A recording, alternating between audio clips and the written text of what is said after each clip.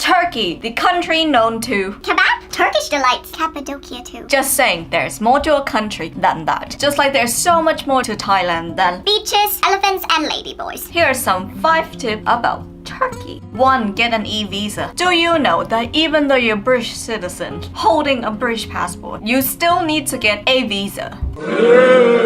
I know, but trust me, it's way simpler than you think. There are 3 steps that is required for it. 1. You need to go to Turkish government website to apply for a visa. 2. You need to pay $20. And 3. Just download the visa once you have received the email, which should come within 24 hours. Simple, easy, yes. 2. Bring cash with you, but not too much of it. It comes so handy to have cash with you because a lot of local restaurants, places, shops, and a bus transfer from airport don't accept cards. I know this is like common sense or whatever, but just like any other countries in the world, tourists like us are always targets by robbers, scammers all around the world. So my tip for you is to bring some cash. You can always do 400, 500 at a time. Don't worry too much about the exchange rate you're gonna get. 3. Take trains or tram in Istanbul. The capital city of Turkey is so developed. It's like London combined with Manchester because they've got a tram and they've got a metro, or like a 2 pretty much. But their metro stations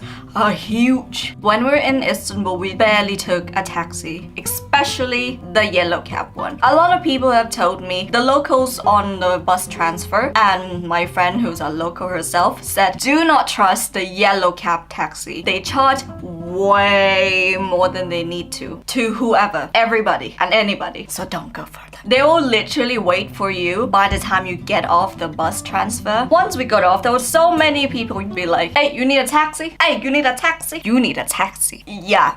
Just say no to all of them, ignore them, move on with your life. Go take a metro. And for metros and trams, it costs about 5 lira each ride, but there is a way for you to get it cheaper. So this is the card you will be getting when you're at a metro station. It's 6 Turkish lira and each ride will cost you only 2.5 or 2.6 lira. That is like nearly half the price. 4. Turkey is cheap, but nearly everything in this country is super cheap. I literally threw a feast every single day. However, if you still want that extra cheap experience, just remember these things. Meals should not cost more than 50 to 60 Turkish lira, unless you go to an exquisite place. Even souvenir shops should not cost you more than 60 lira per item, unless you buy a really expensive item. When we went to Cappadocia in this jewelry shop, they were selling a salt lamp. They said it costs about 40 euros. But what my local friend told me is that she got exactly the same thing, exactly the same size for 60 lira. 5. Bartering is the key. Warning, this doesn't apply to Grand Bazaar because they literally have signs saying no bartering.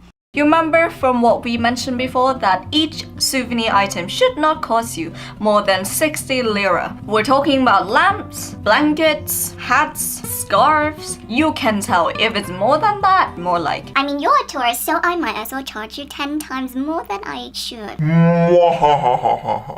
Like we were in Cappadocia and we were able to get a medium-sized lamp about this size for 60 Turkish lira. And at the beginning, she was thinking of selling me for 80. How rude. Grand Bazaar is like another story. Everything is extra expensive. And like, don't feel bad. Oh no, if I do that, then they're not gonna have much money to feed their family and themselves and pay rent. No, don't worry about it. They are making way more than you think. I am sure when they bought those things from factories or wherever that they got it from, manufacturers, that thing cost probably 10 to 20 liras. And they just charge you as much as they could. And that's it, everybody. Thank you so much for watching this video. I really hope you find it helpful. And as usual, visit compareholidaymoney.com to find all the best travel tips and great exchange rates. I'll see you guys again in the next video.